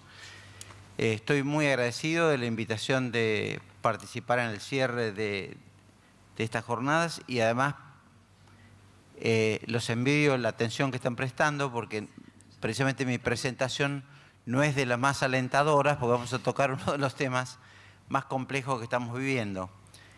Pero tomando en consideración el punto que hizo Carly al final, digamos, qué modelo nos atrae, creo que, bueno, el tema deuda, como pasó en la historia, digamos, a lo largo de muchos años y de casi un siglo, o más de un siglo, siempre es disparador de otros modelos en la Argentina. Conozcamos lo que vamos a recibir, porque en realidad lo que estamos viviendo desde el 2015 para acá es un proceso muy complejo, digamos. Primero voy a analizar en el contexto en el cual el gobierno quiso hacer ese giro de 180 grados, ese giro de 180 grados entre los pilares que tuvo el modelo era arreglar rápidamente con los fondos buitres y al mismo tiempo pensar que iba a parearse con el sistema financiero internacional, léase la forma en que se mueve el mercado en Wall Street, y que ese mercado, ávido de negocios, por eso la presencia de Obama en la Argentina, su secretario del Tesoro en su momento, previo a la salida, digamos, era el aliado estratégico de Macri. O sea, el aliado estratégico es el capital financiero internacional, que es el que actualmente, a través de un brazo muy particular como el Fondo Monetario, está llevando adelante la transición entre el momento malo de Macri y este momento muy malo. ¿Cómo termina este momento muy malo? Bueno, ya lo vamos a recorrer en la presentación. El primer punto es que la Argentina, en un periodo, digamos, nuevo, emitió las últimas emisiones, son más o menos unos 153.000 millones de dólares. Ustedes fíjense cómo ha sido el ciclo desde el 16 al 18 y uno está viendo que el proceso de apertura, primero no hubo ningún país que llegara al mercado norteamericano, le dijera a los agentes y a los que actuaban en Wall Street que iba a cerrar la negociación que se llevaba con los buitres y al mismo tiempo iba a inyectar bonos por 30.000 millones de dólares de un saque, digamos. Cuando lo hablas con los tipos que operan en Wall Street, te dicen, bueno, la verdad que este negocio que nos genera la Argentina no nos genera ningún otro país. De hecho, somos entre los 3 países mayor emisores de deuda en el mundo en estos 3 años. Estamos en la cúspide de esos países y tenemos la virtud de haberlo hecho de una velocidad tan acelerada que ahora vamos a ir viendo este numerito que es realmente preocupante porque hemos emitido, o la Argentina emitió bajo la gestión Cambiemos, yo se lo voy a dejar la transparencia porque si me pongo a mirarla nos vamos a aburrir. Vamos al fondo de la cuestión. Digamos, emitimos 153.000 millones. Si tomamos nación, provincias y sector privado, la Argentina colocó 153.000 millones de dólares nuevos en un periodo de tiempo que es básicamente 2 años y medio, un poquito más de 2 años y medio. El gráfico importante que ayer lo publicamos en página 12, publicamos un artículo, digamos, analizando esto, es que nosotros, a raíz de un comentario que recibimos de alguien muy especial que dijo, bueno, pero ¿por qué no comparan cuánto se emitió de deuda bajo el macrismo en estos 2 años y medio, 2 años y 8 meses, y cuánto en la dictadura? Llevamos a valores corrientes los dólares. En la dictadura emitimos 13.700.000 millones de dólares por año. Con Macri estamos en 35.000, 38.000 millones, si medimos un poquito más ajustado. O sea que estamos en 2 meses y medio, emitimos casi 15% más de deuda que en 7 años de la dictadura, en 2 años y medio, perdón, que en los 7 años de la dictadura, llevado a valores corrientes. Es decir, es un caso muy exuberante de una deuda que yo tampoco tengo los datos, pero nosotros nos inclinamos a seguir esto porque en el año 16 empezamos a ver que el modelo se agotaba, se iba a agotar en un momento del tiempo y que la salida siempre de un modelo de las características conservadores en lo económico, en lo social, en lo político y muy neoliberales es salir a colocar deuda e inundarte papelitos el mundo para poder ir llevando la transición y la recomposición del poder. Pero ese número nosotros no lo tuvimos nunca en la Argentina, haber crecido una deuda existente en, digamos, 153.000 millones en un periodo tan corto de tiempo, que indujo a las provincias, digamos, porque esta deuda ahora vamos a ver a dónde fue, decir, bueno, las provincias también estaban necesitadas de recursos. Mira, el mercado se abrió. Si se abrió para nosotros, se abrió para las provincias. Si se abrió para el soberano, también se abrió para el sector privado. Y realmente la gran preocupación que estuvo analizada en las dos presentaciones anteriores es ¿cuál es la máquina que genera los dólares en la Argentina para poder pagar las importaciones, los giros de divisas al exterior? ¿Cuál es la máquina que genera el repago de esta deuda? Las importaciones, perdón. Es la deuda externa. Si la deuda externa debe ser pagada, la máquina generadora tienen que ser las exportaciones. Y si no hay exportaciones, si la Argentina cae de 80.000 a 57, 58.000 millones de dólares, estamos en un problema. Entonces, en el 16 empezamos con este observatorio de la deuda, este es el número 14, y estamos viendo, bueno, cómo fue el crecimiento de la deuda. El 83, casi el 84% de la deuda obedece al Tesoro Nacional, que es quien salió fuertemente a colocar esa deuda. ¿Cómo se empeoró la deuda? Nosotros teníamos una deuda que era básicamente intrasector público y una deuda con el sector privado. La deuda con el sector privado se fue amortizando y en el periodo que va del 15, de octubre del 15 al cuarto trimestre del 18 proyectado, la deuda total va a pasar de 253.000 millones a 357. Eso implica un crecimiento de deuda sobre el producto de 40% sobre el Producto Bruto a 108. ¿Por qué? O sea que la Argentina hoy ya debe un PBI enterito, pensando más o menos que el producto está ajustado con las devaluaciones finales que tuvimos de un dólar promedio que suponemos que va a estar más cercano a 40 a fin de este año. Con un dólar de esas características, la Argentina va a deber un Producto Bruto. Pero lo grave, diríamos, es esto. Es que antes debíamos 300% a las exportaciones y ahora vamos a estar en 600% de nuestras exportaciones. Es decir, que la máquina que genera los dólares legítimos o las divisas necesarias para amortizar los compromisos externos, básicamente nos lleva a que 601.5% de nuestras exportaciones es el endeudamiento con relación a las exportaciones. ¿Qué otra cosa financió la deuda? Bueno, la deuda financió las importaciones, la apertura indiscriminada, que acá la analizaron en la mesa anterior, la analizó muy bien Ariel en la mesa anterior, pero la deuda se fue básicamente a pagos, a consumo no esencial, un dólar apreciado, como el que estamos viviendo en estos días, que a pesar de que es un dólar alto, está estancado en un punto en donde el dólar en un punto estabilizado genera el gran atractivo de una tasa de interés muy alta, que es la que utiliza el Banco Central para atraer, en este caso, capitales que vuelvan, y yo tengo una opinión sobre lo que está pasando en estos días un poquito, diríamos, especial. Creo que el dólar a 36.50, 36.70, 37, es un dólar que cumple con dos funciones. Devolver la posibilidad de reinstalar la bicicleta financiera, y vamos a un ejemplo muy concreto. Un fondo de inversión que entró el primer día del mes de octubre al dólar de 38.50 que estaba, y lo invirtió en en un papel de mercado que diera el 65%, 66%, y se fuera el último día hábil que cotizó a 36.65, se ganó en el mes 12.3% en dólares.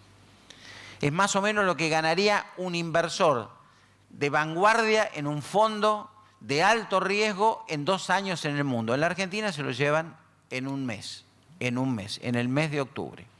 Entonces, bueno, esto obliga a que haya gente en el mundo que quiere tomar alto riesgo, viene a la Argentina, sabe que la Argentina tiene una situación muy precaria, pero que en un mes, 2 meses, con un poquito de información, que a veces no es necesario golpear demasiadas puertas, la información te la entregan antes de llegar al país, sabes que vas a ganar mucha plata y que llegado el momento te vas a hacer de los dólares necesarios. Mi segunda hipótesis, ya casi una conjetura, es acá también hay gente extranjera que perdió mucha plata con la devaluación cuando hicieron el desaguisado de Sturzenegger y Caputo. Entonces, esa gente perdió 1.200 millones de dólares. Le cuesta menos comprarlo hoy a 36 pesos que dentro de un tiempo que seguramente va a estar arriba de 40. O sea que los muchachos están estoqueando. Hay unos que ingresan capitales y ganan fortunas mensualmente y hay otros que están comprando dólar que hoy consideran barato, y hay muchos, hay más de 1 millón de argentinos, según el Banco Central, en el mes que acaba de terminar, que compraron dólares desde 20 dólares a más de 300 millones de dólares. Bueno, alguien compró 300 palos el mes pasado. Entonces, evidentemente, la fuga por atesoramiento sigue. Si yo miro la fuga amplia, que la fuga amplia es atesoramiento más giros por servicios que se pagan en el exterior, que es las ganancias de las empresas que remiten a sus casas matrices, el pago de utilidades, el pago de regalías, el pago de patentes y servicios sofisticados como el turismo, que nos dejaba un desajuste de casi 10.000 millones de dólares que después se fueron achicando a lo largo de este año, pero en los últimos 2 años teníamos una salida de consumo no esencial y para nosotros eso es un mecanismo de consumo en el exterior, de consumo de productos no esenciales. Es parte de la fuga porque en realidad el turismo estaba financiado por endeudamiento externo. Entonces a mí se me va a 87.000 la fuga. Quiere decir que si nos endeudamos en 150.000 millones y 125 son deuda del Tesoro, prácticamente 2/3 partes de la deuda se fugó, no la tenemos. Y la otra compensó un poquito pagos al exterior, de manera que no tenemos nada de lo que tomamos como endeudamiento. Tenemos contabilizada la deuda, pero el stock de divisas es realmente inexistente. No fue a las reservas del Banco Central, se fugaron, digamos. Bueno, la deuda financia la fuga de capitales, ahí está expresado cómo opera en esta parte, que es la cuenta corriente, el déficit de la cuenta capital y cómo se fue moviendo a lo largo de los meses. Esto es cómo ha crecido tanto la fuga en simultáneo con el déficit comercial, o sea que a mayor déficit comercial, paralelamente hay más endeudamiento y también hay más fuga. Y nos meten el brete de que bueno, acá Carlos recién lo presentó, ¿cómo es el proceso de vencimiento de la deuda? Por un lado está el perfil de vencimiento de la deuda en el año 18-19, que es el gobierno de Macri, estos son los vencimientos, el 19 viene liviano, y fíjense ustedes cómo viene el perfil de vencimientos ahora. Ese es el perfil de vencimiento de nuestra deuda. Es decir, que los casi 400.000 millones de dólares van a tener una amortización que se va a concentrar en el 19 y el 26-27. Quiere decir, tenemos 2 mandatos de gobiernos que vienen que se tienen que hacer cargo de esta mochila de plomo que está dejando el gobierno de Macri a los 2 gobiernos que vengan. Esto sin contar el compromiso del Fondo Monetario. Entonces, para mí, acá empieza un punto importante del debate. La fuga de capitales es importante. Sabemos que la Argentina toda la vida se endeudó para que 100 de los sectores más poderosos de nuestro país, incluyendo empresas transnacionales, fugaran capitales en el momento en que veían que la economía lo iba a hacer y que tenían aliados en el interior del Estado para avisar en qué momento debían comprar los dólares. Sabemos, históricamente fue así, lo vimos con crudeza cuando Sturzenegger y Caputo se encontraron en febrero de este año que ya no podían emitir más deuda, que los propios sectores que financiaron a la Argentina, cuando hace el viaje Caputo los primeros días de febrero, le dice el sector en Estados Unidos, en el mercado en el cual la Argentina emite deuda y en el cual reconocemos la extraterritorialidad de la justicia, dice, muchachos, ustedes están en default, no emitan más un bono porque no lo compramos. Entonces vamos a hacer la corta. Argentina no emite, empieza un debate en el interior. ¿Cómo puede ser que Argentina no emita si somos el principal aliado de Estados Unidos? Pero sí, en Estados Unidos no comen vidrio, digamos. Los presidentes de las transnacionales, y si acá hay alguno que trabaja en una empresa transnacional, sabe que más allá que le encante el gobierno de Macri, si ve que hay inestabilidad, le va a indicar a su gerente financiero, perdóname, posicionate en dólares porque a mí me interesa 3 velines, si voto o no voto por Macri. Yo lo que quiero es que mi compañía no pierda plata. Y eso va a ser un banco, una empresa internacional, habiendo una inestabilidad en el mercado como las que... No, miré porque tenía miedo que me faltaran 5 minutos. Entonces, bueno, fuga de capitales es un tema muy delicado, está aceitado el poder. Vamos a identificar, hay 300 grandes operadores que son los grandes operadores de la fuga. Cuando uno mira la serie mensual de la fuga, hay 1 millón, y en los meses de gran compra de dólares, 1.400.000 argentinos que compran dólares todos los meses. Pero no bajan de 1 millón. Ahora hay 300 argentinos que compran más de 10 millones de dólares todos los meses. Eso con el gobierno de Macri. Entonces, bueno, hay argentinos de 300 palos, hay cadenas de hipermercados que compran 400 millones en un mes. Y ahí fue cuando se nos fueron esa cantidad de dinero que entre el descuido del señor Sturzenegger y el tiempo que le llevaba a ir de la presidencia a la mesa de dinero a Caputo, se le rajaron del país los miles de millones de dólares que perdimos en este año, que en 2 meses perdimos 15.000 palos verdes. Y se me ocurrió hacer una cosa que me golpeó mucho de un presidente que quiero enormemente, que es Evo Morales, que me parece que es el tipo más revolucionario que hay en América Latina en mucho tiempo. Evo Morales estuvo en nuestra universidad recibiendo el doctorado honoris causa el lunes pasado y dio una charla, dijo, cuando llegué al país como presidente, el PIB boliviano eran 9.000 millones de dólares.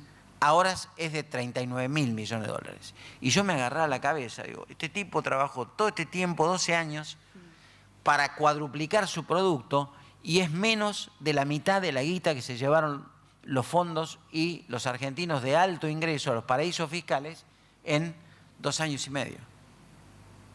El tipo transformó un país, nacionalizó empresas, tiene saldo positivo, la economía crece al 6% anual y nosotros nos estamos fugando la guita afuera. Entonces hay una frase del profesor Aldo Ferrer que amo, la frase, lo quise mucho Aldo, una gran persona y muy honesta, decía, la Argentina es difícil cuando exporta ahorro e importa deuda. Este es el caso. Esta es una Argentina que exporta ahorro e importa deuda.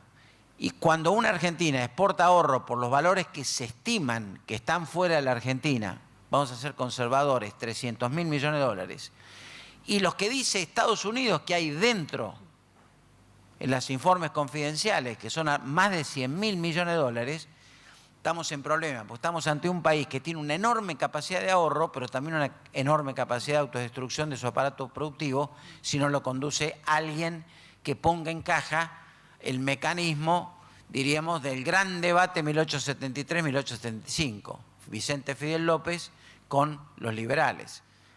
¿Queremos tener un país industrial o no queremos tener un país industrial? Bueno, si queremos tener un país industrial, estas cosas hay que modificarlas de raíz y volver a los 180 grados con que estaban antes. Bueno, expliqué el perfil de vencimiento, no me voy a ir todavía. ¿Qué quiero decir? Miren, ahora viene un momento muy interesante. Ahora viene la combinación, esta cosa de Evo, algo maravilloso que se los recomiendo si hay académicos, entren en la Universidad de Naciones Unidas a un centro que se llama WIDER, W-I-D-E-R, que es un organismo que está en Finlandia y en Noruega, que es la Universidad de Naciones Unidas tiene un organismo que estudia el desarrollo mundial. Y miren cómo se está industrializando Vietnam. Yo no me como la idea esta, no dejo pasar la idea del trabajo infantil y demás, porque ahora, teniendo amigos que están cercanos a la zona y otros que están trabajando en Vietnam, me estoy dando cuenta que es como si hubieran leído a los estructuralistas latinoamericanos a pie juntillas.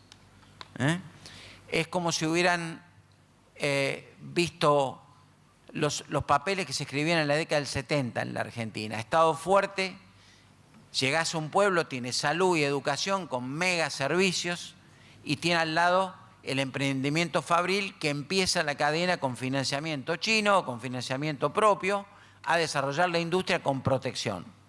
Entonces, hay esa combinación, esta idea que presentó muy innovadora Carly recién, ayer justo estuve leyendo un trabajo de Portugal, donde dice, bueno, a ver, había que hacer una gran alianza. El Partido Socialista se tenía que alejar del centro y correrse hacia la izquierda, convocar al Partido Comunista, convocar a los sectores más duros y armar un programa de salvación. Bueno, el programa de salvación implica, entre otras cosas, atender este frente, más lo que se habló antes. No es moco de pavo no tener, digamos, cómo defender la industria local, pero también hay que defender otras cosas. La Argentina tiene que plantearse qué va a hacer con esto. Yo les digo, elijamos bien el terreno en el cual hay que dar el debate y cuándo hay que dar el debate, porque esto no tiene sustentabilidad. Esto hay que sentarse con los acreedores y decirle, mira, vos sos corresponsable, lamentablemente vamos a tener que reprogramar a 20 años este vencimiento de deuda y hacerlo bien. Y hay que hacerlo no con los criterios de la sacristía, sino con los criterios de mercado, que implica a veces salir con un poquito de, digamos, de algo más frío en la mano para golpear eso. No digo porque no se haya hecho, pero en esta ocasión no hay alternativa. Si esto no se refinancia a 20 años, la Argentina no tiene destino. Los primeros que lo saben que la Argentina va a hacer eso son los mismos tipos que prestaron la plata, que están esperando. Entonces hay que hacerlo con mucha inteligencia. El segundo punto que hay que hacer es que la Argentina tiene que reindustrializarse y eso implica un cambio drástico del presupuesto, porque ahora es una vergüenza. Nuestro presupuesto, y disculpen, fue armado, lo que estamos discutiendo hoy en el Congreso, lo que se está discutiendo en el Congreso, lo que está discutiendo el Senado, es un presupuesto que se calculó cuántos son los intereses de la deuda, más los pagos por esos intereses de la deuda en el año, que son 800.000 millones de pesos, son, digamos, unos 14.500 millones de dólares aproximadamente para el año que viene.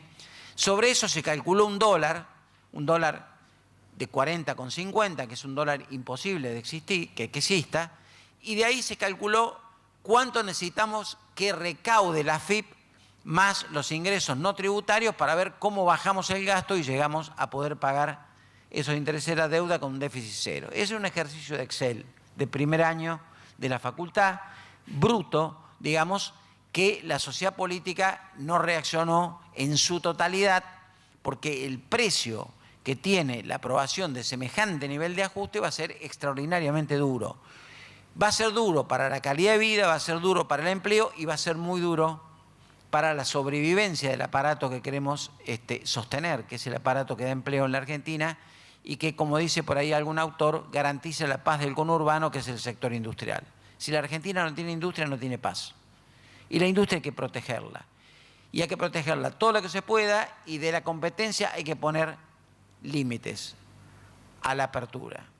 Hay que poner barreras a la apertura, como lo hizo India con la industria textil el año pasado, como lo están haciendo otros países, y además como lo está mostrando Estados Unidos, este ejemplo de la reestructuración del sector automotriz. Estados Unidos reestructuró en el marco del NAFTA, que le cambió de nombre, y lo agarró a los mexicanos y le dijo, mira, ustedes van a producir autos, pero sin hacer dumping social. No se lo dijo en ese tono porque creo que Trump jamás lo usaría. Pero dijo, vos a tus obreros les pagás $4 la hora. Para que yo te importe los autos, dijo Trump, a los obreros mexicanos le van a pagar $14 la hora. Entonces yo ahí sí voy a tener autos que son compatibles con los obreros míos que ganan $25 en el sector automotriz. Digo, si nosotros queremos tener industria, tenemos que tener primero industria y tenemos que hacer reforma financiera. Si nosotros dejamos pasar un próximo gobierno que no se plantea la reforma del sistema financiero, para un país que tuvo 1000 entidades proveedoras de crédito, 1000, ante el desastre que este gobierno está haciendo con la banca pública, que se llevó 100.000 millones de pesos este año del Banco Nación y se llevó 300 millones de dólares para poder ver si financian los PPP, está claro que hay que reconstituir el capital de ese banco, pero además hay que hacer alguna que otra reforma del sistema financiero. No podemos tener nosotros que el Banco Nación, no se animan a mostrarlo, sea el segundo banco de la Argentina, porque el Santander lo pasó en créditos, en patrimonio y en una cantidad de indicadores.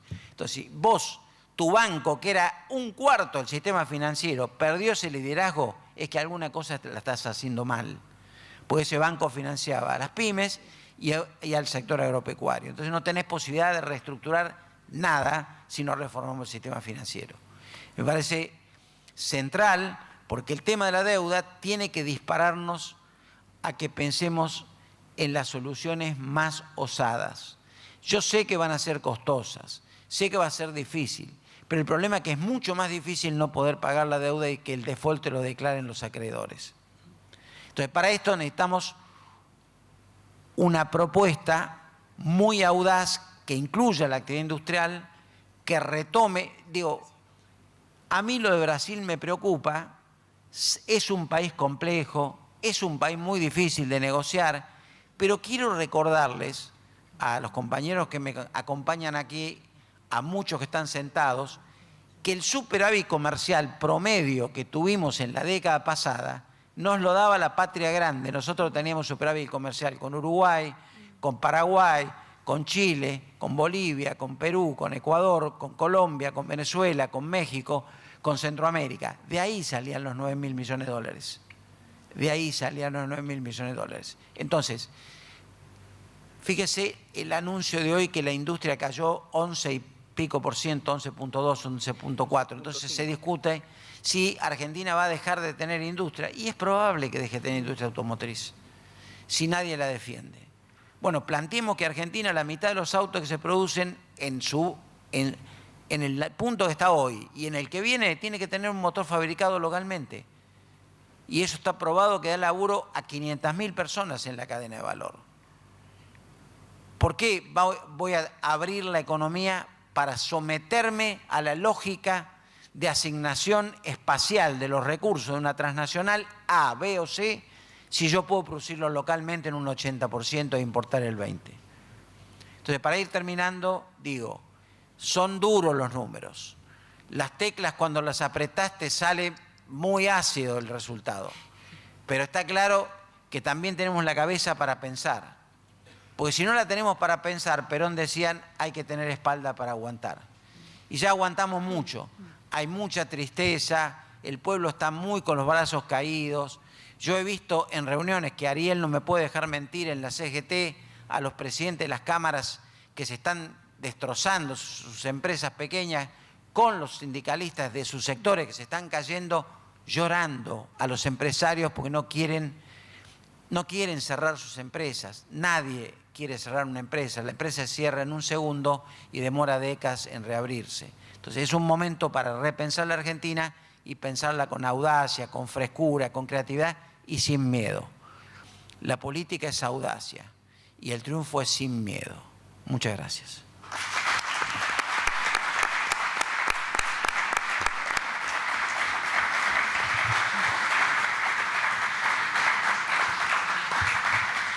Bueno, muchas gracias a los expositores. Fueron presentaciones muy interesantes todas. Quedaron preguntas por ahí muy fuertes dando vuelta, cómo hace una industria para reactivarse sin financiación, cómo hace con un mercado interno por el piso, sin ese colchón que brinda el mercado interno y con perspectivas no muy favorables en el plano regional. Entonces, a partir de estas presentaciones me gustaría abrir el espacio para una o dos preguntas que puedan surgir del auditorio. Queda el micrófono abierto. Quedaron todos medio deprimidos. Buenas noches a todos. La verdad que fue una jornada muy extensa estos 2 días. Mi nombre es Sebastián García, soy consejero por el claustro de graduados del Departamento de Economía y Administración. Y la verdad que fueron ponencias muy buenas. La primera mesa donde se hablaron del cuadro de crisis de las pymes que están pasando hoy en el sector del conurbano, como decía Armando Bocco. Y la verdad que lo que también plantearon acá esta mesa, digamos, donde la situación de la deuda, la crisis regional en lo comercial y política, y lo que hablaba Carlos Bianco, de que hoy tenemos el polmotor del Fondo Monetario asistiendo a la Argentina y que no sabemos hasta cuándo va a durar eso. Yo mi pregunta que le hago a la mesa, a cualquiera de los panelistas, es ¿qué va a pasar ahora con este encuentro que está promocionando el gobierno neoliberal de Macri, del G20, que vienen las potencias, que vienen con toda la valija de inversiones? Digamos, ¿qué va a aportar, ¿no?, este encuentro que se hace hoy acá en el G20? Que también esto fue, digamos, prioridad del gobierno anterior, ¿no?, de Cristina, que introdujo a la Argentina en ese grupo de países a nivel internacional, y que ellos están diciendo que la Argentina estaba instalado en el mundo, ¿no? Digamos, eso fue producto de la política exterior argentina en esos años. Bueno, esa es la pregunta que dejo acá al panel, a ver qué se va a sacar de ese encuentro, ¿no? Así que quiero escuchar la opinión de alguno de los expositores. No, creo que parte de la respuesta la di cuando hice la presentación, creo. Vienen presidentes, digo, no vienen inversores, salvo Xi Jinping, con el que te puedes sentar a negociar inversiones. Pero vienen presidentes, no vienen inversores. O sea que no traen ninguna valija de dólares. No esperemos de que de esas valijas, de esos aviones que vienen con los jefes de Estado, jefes y jefas de Estado, va a venir un solo dólar para la Argentina. Y por otra parte, la agenda que está en discusión en el G20, agenda propuesta por la presidencia del G20, que es la presidencia argentina, la verdad que es una agenda hermosa en términos de títulos, es una agenda que es muy útil para dar... Sí, plural, muy útil para dar discusiones en el largo plazo, que es el trabajo del futuro, la soberanía alimentaria, la infraestructura para el desarrollo, etcétera. Pero la verdad que ninguno de esos temas es un tema prioritario de la agenda de la coyuntura mundial actual. Si Macri fuera un presidente que hubiese querido mostrar cierto liderazgo a nivel mundial, lo que tendría que haber propuesto en la agenda son 2 o 3 temas. La guerra comercial, como tema de agenda, en la reversión de los flujos de capitales de la periferia hacia el centro, cosa que viene sucediendo hace unos años, y el problema del dumping social, como lo llamó Arnaldo. Es esta idea de que hay muchos países que tenemos problemas en nuestro proceso de industrialización justamente porque hay una competencia desleal por bajos salarios, no por culpa de los trabajadores, sino por culpa de las grandes transnacionales que se mudan a países en donde no se respetan los derechos mínimos, derechos laborales, y tampoco se pagan salarios ni mínimamente dignos. Me parece que esos 3 deberían ser los principales temas en que los líderes del mundo, de los países del G20, se deberían poner de acuerdo. ¿Y qué hizo Macri con esta agenda de temas, yo digo, inodora, incolora, insípida? Digo, una agenda inodora, incolora, insípida. Básicamente tratar de que no haya ninguna pelea entre los líderes del G20. Lo que está buscando es un lindo show, ¿sí?, una linda foto, discusiones que no vayan a ningún lado, pero la verdad que pongas la agenda que pongas. Cuando se sienten, ustedes imagínense la mesa, yo estuve en la mesa del G20 con los presidentes, una mesa redonda grande, donde hay un presidente y un asesor atrás. Yo estuve con Axel cuando lo fue a reemplazar a Cristina a Turquía y a Australia. Y yo estaba atrás. presidentes hablando del futuro del trabajo, de la robotización. Xi Jinping, Trump, etc. Esos tipos se matan ahí acusándose mutuamente de la guerra comercial, de que vos me paraste esto, lo otro, de que vos me cerrás el mercado de capitales, de las sanciones que se pusieron contra Irán. ¿Se imaginan pensando bueno, sobre la sustentabilidad de la alimentación de acá a 100 años? Hermosos temas para discutir en la academia, digo yo. Sí, hermosos temas para discutir en la academia, pero en un contexto de crisis internacional, la peor crisis internacional de los últimos 70 años, vos a esos tipos le vas a tirar una agenda de temas incoloros, inodoros e insípidos, ridículo. Digo, lo que quiere hacer es Macri un buen show, una buena foto, tratando de seducir ya no sé a quién. Pero es eso. Solo para agregar que en realidad sí, Argentina también en la gestión anterior trabajó sobre el G20, pero trabajó también con una idea de, bueno, de cooperación entre los países en vías de desarrollo, que estábamos en el G20, y tratando de humildemente marcar agenda con algunos temas muy puntuales que nos estaban preocupando y realmente perjudicando muy particularmente cuestiones un poco, algunas técnicas, como cuestiones de metodología de cómo se mide el riesgo, de bancos, que nos paraba mucho la inversión en Argentina. Unas cuestiones, digamos, pero se tomó como un foro para lo que debería ser, ¿no? Para poder tratar de establecer agenda, y que yo también coincido con Carles que fue una oportunidad perdida, más allá de lo que pueda instalar o no instalar Macri a nivel mundial. Creo que hay un montón de cuestiones mucho más interesantes y mucho más fructíferas para trabajar, pero Argentina en el momento en que ni siquiera teníamos una fortaleza global importante, ahora tampoco la tenemos, se usó ese foro como para poder tratar de abrir la agenda hacia temas y generar discusiones de contenido y de importancia para nuestro presente, no para nuestro futuro, para trabajar juntos. Yo tengo un comentario final que es el siguiente. Leyendo la prensa de Estados Unidos y leyendo la prensa china, y especialmente la intervención de este fin de semana de Xi Jinping, que tuvo en Shanghái, en la mayor feria mundial de importaciones de China, con 113 ministros de comercio de todo el mundo, de la Argentina 40 personas elegidas al azar, está claro que el 99% del tiempo se va a usar para discutir entre Trump y él. Y el resto es bullshit, o sea, es nada. No nos comamos la foto de los diarios, porque Macri va a procurar sacarse fotos en un cóctel y van a decir que eso fue una bilateral. Y la bilateral fue hi, how are you, nada más. Entonces, lo que digo, sí, olemos.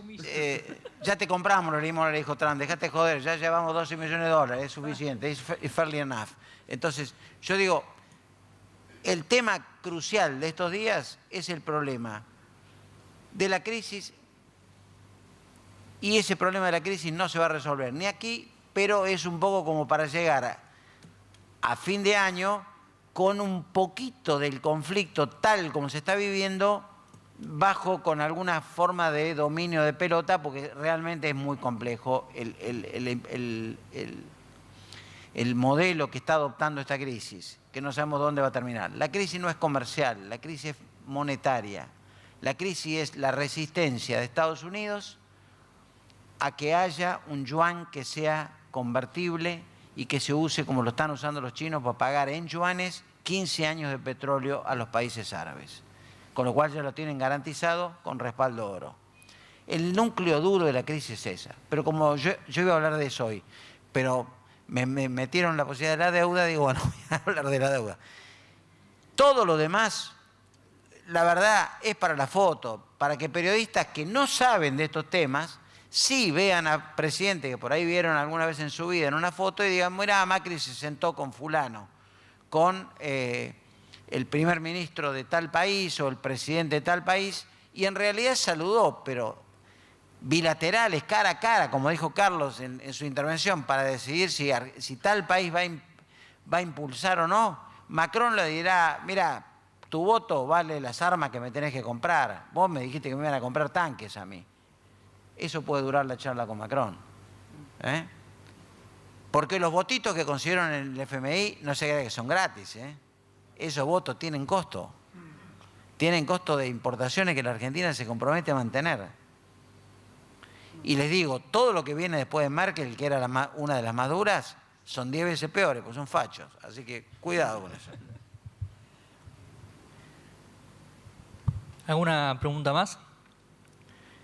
Bueno, si no hay más consultas en el auditorio, quería decir unas breves palabras en el sentido de agradecer a los estudiantes, a los docentes y a los graduados que están presentes el día de hoy. ¿Sí?